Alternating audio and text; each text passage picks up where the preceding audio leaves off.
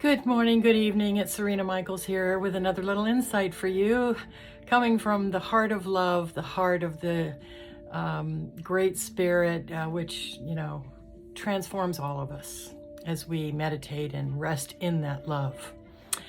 So, from a shamanic point of view, I want to talk about the importance of spiritual practice.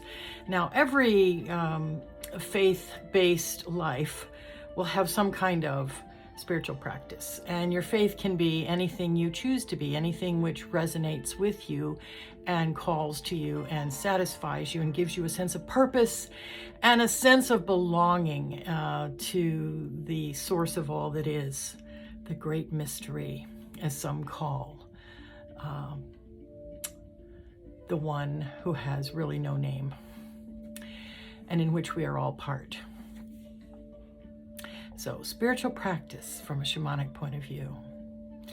Everything needs to be understood as belonging to spirit. Everything is spirit, everything has spirit, everything continues to grow and move and breathe and have its being in the realm of spirit, making its expression here on this planet, on Mother Earth's skin, in all the ways that are expressed. The rock people, the animal people, the plant people,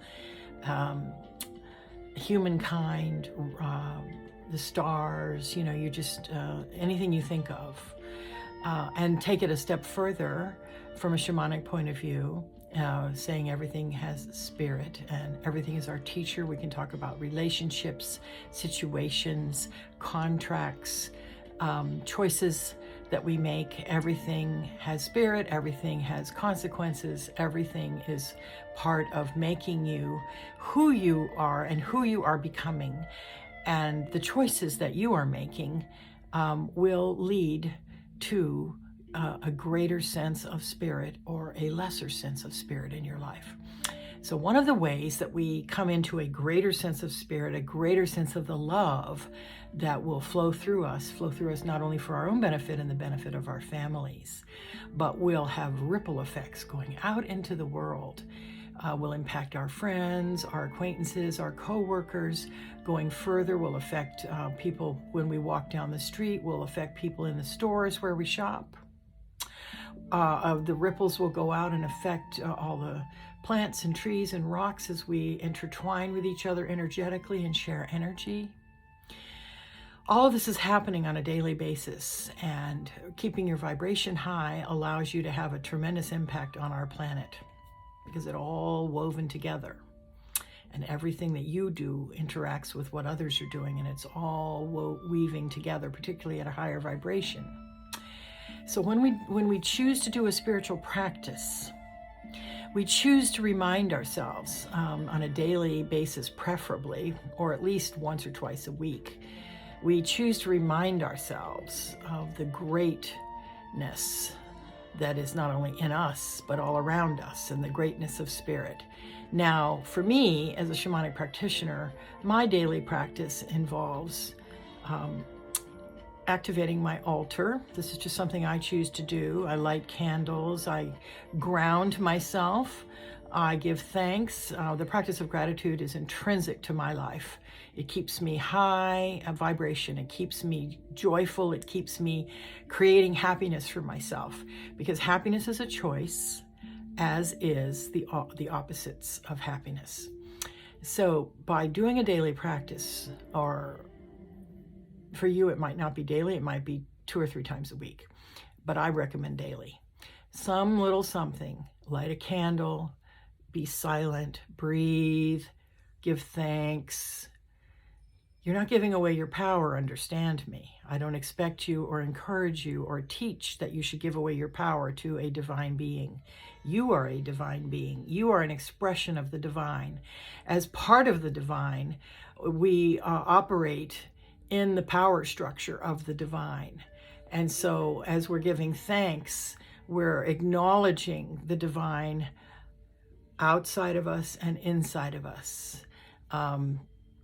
There's an old saying, it was taught not only by Jesus, the Christian teacher, but it was taught in the Egyptian times, and it's in the Book of the Dead. It says the kingdom of God is within you.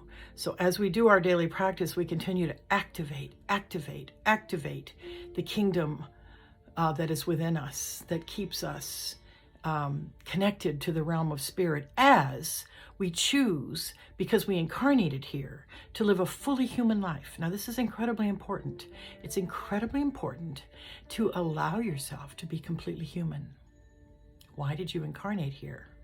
You may have incarnated here to anchor light into the planet. You may have incarnated here as a healer, or as a prophet, or as a energy infuser, infusing energy into everything. You may have incarnated here for other reasons, but essentially you will have incarnated here to learn more about being more loving and more compassionate, and you will learn that through the difficulties of being fully human. So that's a big topic, and we could talk about it endlessly. But the main thing that's important to realize is that you can choose to wallow in difficulty, or you can choose to rise like the phoenix out of the ashes.